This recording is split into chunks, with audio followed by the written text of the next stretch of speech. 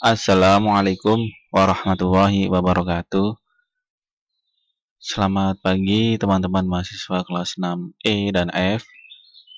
Saya ucapkan selamat menunaikan ibadah puasa.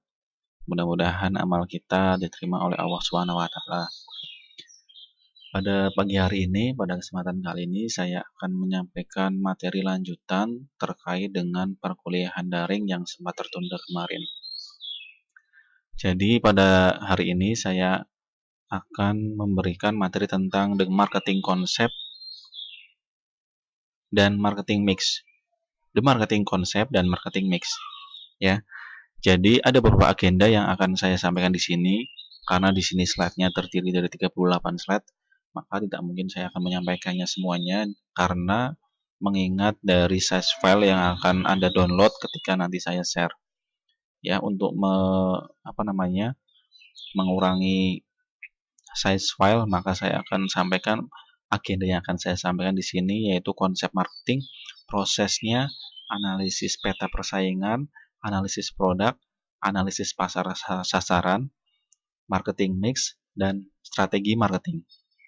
Untuk yang pertama kita harus pahami dulu tentang konsep marketing bahwa sebuah perusahaan itu harus terus berkembang, di mana dengan cara-cara yang lebih baik untuk dalam menumbuhkan, mengembangkan, serta mempertahankan bisnisnya. Ya, jadi dengan memasarkan bisnis dan produknya, maka pesaing-pesaing yang dengan biaya yang lebih efektif dan efisien, artinya untuk bisa bertahan, untuk bisa berkembang, maka memang kita harus menggunakan cara-cara yang lebih baik dari sebelumnya. Kemudian yang kedua, konsep kedua adalah untuk bisa eksis, maka marketing itu harus melakukan inovasi. Istilahnya adalah innovation or die. Mau inovasi atau mati, ya. Kalau mau pilih salah satu, ya maka taruhannya adalah memang perusahaan. Jika mau perusahaan itu mau bertahan, ya silakan harus berinovasi marketingnya. Oke, kemudian saya lanjutkan ke prosesnya. Jadi proses marketing ini yang pertama adalah analisis SWOT. Mungkin ada yang masih ingat SWOT itu apa? S-nya adalah strength, kekuatan. Kemudian W-nya adalah weakness, kelemahan. Kemudian O-nya adalah opportunity, peluang. Dan T-nya adalah threats, ancaman. Jadi untuk mengetahui kita mau berkembang mau ke arah mana, kita harus mengetahui SWOT-nya perusahaan kita, ya. Kekuatannya, kelemahannya, lawannya siapa saja, dan ancamannya atau peluangnya bagaimana. Ya, jadi kita harus melakukan analisis SWOT, ya. Kemudian yang kedua adalah proses meneliti dan memilih pasar sasarannya, segmentation. Produk kita itu mau dijual ke siapa, yang membutuhkan siapa, dan targetnya itu apa, berapa, ya. Proses menentukan posisi bisnis atau produk dalam pasar sasaran yang akan dibidik ini disebut sebagai positioning dalam menggunakan strategi differentiation yang jelas. Jadi produk kita memang nanti akan didiferensiasi, dia diturunkan. Kemudian yang ketiga adalah merancang strategi pemasaran. Tadi ya, udah segmentation, targeting, positioning, branding, dan differentiation. Nah, yang keempat adalah merancang program komunikasi pemasaran. Kelima adalah mengorganisasi dan melaksanakan usaha pemasarannya, dan yang terakhir adalah mengendalikan proses pemasaran. Ya. Ini contoh analisis peta persaingan. Di sini saya contohkan adalah industri transportasi atau angkutan, di mana mapping pertama adalah udara, darat, dan laut, di mana yang akan saya turunkan atau kita spesifikasikan adalah darat, ya, transportasi darat, di mana mappingnya adalah kategori golongan produknya, di mana di sini ada kereta api, bus, ojek, kendaraan pribadi, sewa, taksi maupun bajai, ya.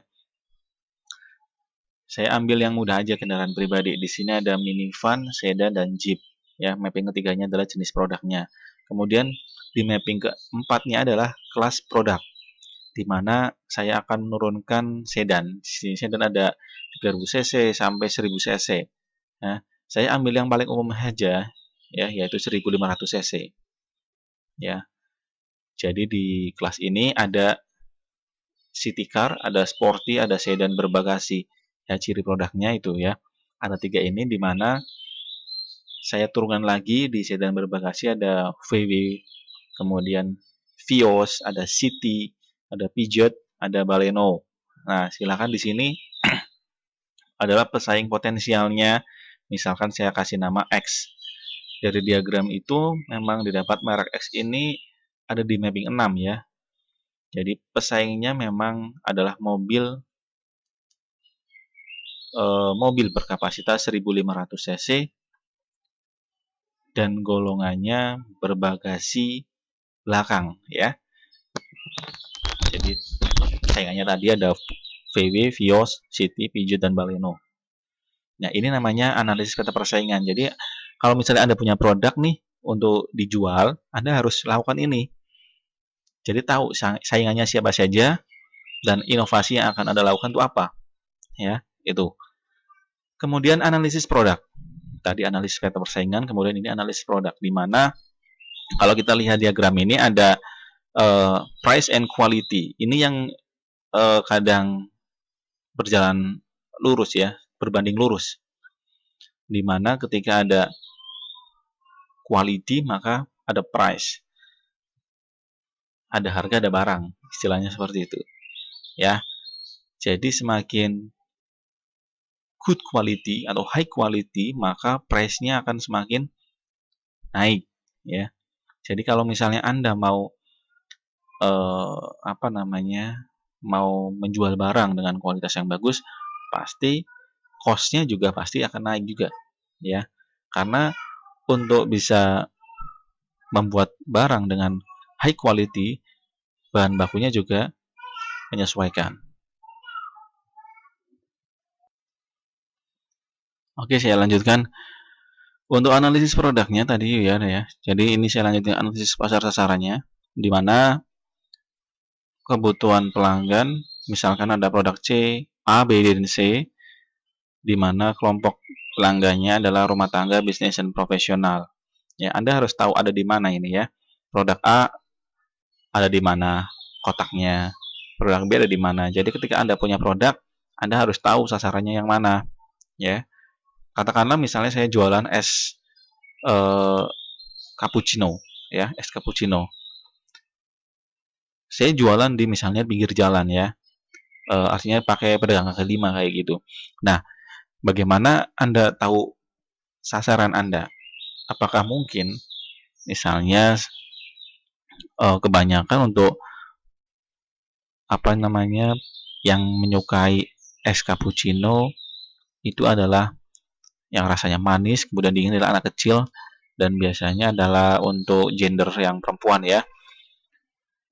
Kadang laki-laki itu lebih menyukai kalau kopi pun yang panas atau mungkin yang agak pahit, yang tidak terlalu manis. Jadi memang itu selera, tapi segmentasi sasaran kita tuh harus tepat.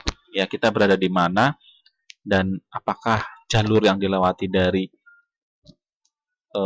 tempat kita berjualan itu memang sesuai dengan sasarannya. Oke, saya lanjutkan ke diagram strategi marketing. Ini ada strategi diferensiasi bisnis, menentukan pasar. Oke, ini next aja ya, nanti dibaca sendiri.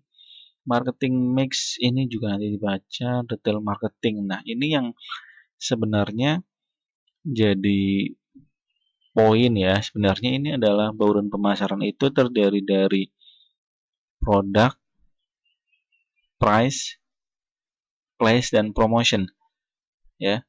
Jadi 4 ini adalah yang sangat faktor yang sangat saling mendukung. Kalau ada salah satu yang memang tidak dapat, misalnya place-nya ya, katakan kita punya produk bagus, price-nya bagus, price-nya terjangkau, kemudian promosinya kenceng, tapi place-nya kita tuh di pelosok ya. Kita punya tempat tapi di pelosok yang masuk-masuk terpencil. Kira-kira bisa nggak kayak gitu? Saya katakan bisa, karena apa? Karena di luar 4 faktor ini, place, promotion, product, and price, itu ada faktor people, politik, dan public relation di sini. Jadi kalau misalnya kita punya teman banyak, kemudian kita punya kekuasaan, dan kita punya kenalan banyak, ya, itu bisa, ya, bisa meningkatkan, artinya perusahaan itu tetap berkembang, ya. Contohnya banyak sekali mungkin ya, Anda bisa lihat di sekitar kita bahwa yang memang jualnya tempat pencil kadang ramai juga. Atau mungkin tempatnya oke, tempatnya oke, barangnya oke, tapi nggak promosi, ya. Itu juga bisa terjadi hal yang sebaliknya, ya. Jadi memang harus apa nih, saling mendukung ya. Tadi di luar 4 itu ada faktor-faktor yang seperti people, kemudian politik, kemudian public relation. Ya, untuk materi The Marketing Concept ini yang bisa saya sampaikan sampai di sini ya. Nanti eh, Anda bisa baca sendiri sampai slide berikutnya, karena mengingat size file yang harus Anda download terlalu banyak. Nanti saya share juga materi PowerPoint-nya. Terima kasih, mungkin itu saja. Saya akhiri. Wassalamualaikum warahmatullahi wabarakatuh.